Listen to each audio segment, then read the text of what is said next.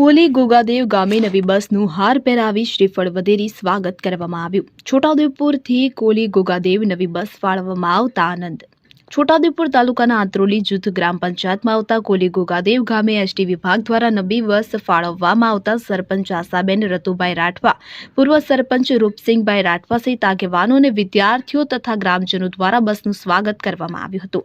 ઉલ્લેખનીય છે કે આ વિસ્તારમાં અગાઉ આવતી બસ જૂની થઈ ગઈ હોય અને નવી બસ ફાળવવા અંગે જે લોકોની માંગ હતી જે પૂરી થતા પ્રજામાં આનંદ ફેલાયો છે। જેની બસ પહેલા ચાલતી હતી પરંતુ નવી બસ ફાળવવામાં આવતા સ્વાગત કરવામાં આવ્યું હતું। 60 જેટલા વિદ્યાર્થીઓને ગોગાદેવ, કોલી, આંત્રોલી, ઉંખલવાટ, ચંદુવાટ, દડીગામ, ખરાડી, ફળિયા જેવા ગામોની પબ્લિકને આવવા જવામાં મુશ્કેલી થતી હોય અને નવી બસની જરૂર હોય કે જે ફાળવવામાં આવી છે।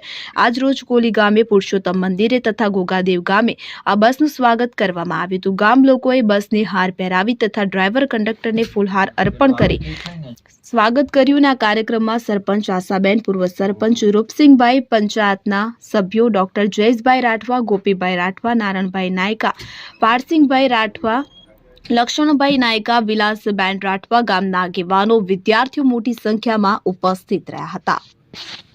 છોટાઉદેપુરથી કોલી ગોગાદેવનું નવી બસનું ઉદ્ઘાટન કરી આજ ગ્રામજનો અને વિદ્યાર્થી મિત્રોને ખૂબ જ આનંદ અનુભવે છે। હું છોટાઉદેપુર આંત્રોલી જૂથ ગ્રામ પંચાયતના સરપંચ આશાબેન રતુભાઈ રાઠવા। છોટાઉદેપુર તાલુકાથી ગોગાદેવ, કોલી, આંત્રોલી બસ 2-3 વર્ષથી માગણી હતી ગામ લોકોની। મુખ્યમંત્રી ભૂપેન્દ્ર પટેલ, હર્ષસંઘવી સાહેબ અને જિલ્લા કલેક્ટર દ્વારા જે રજૂઆત કરવામાં આવી હતી ગામ લોકોની અને અમારી એ આજે બસે ફાળવણી કરી અને ડ્રાઈવરો પણ ફાળવણી કરી અને ગામ લોકોની સમસ્યા હલ થઈ।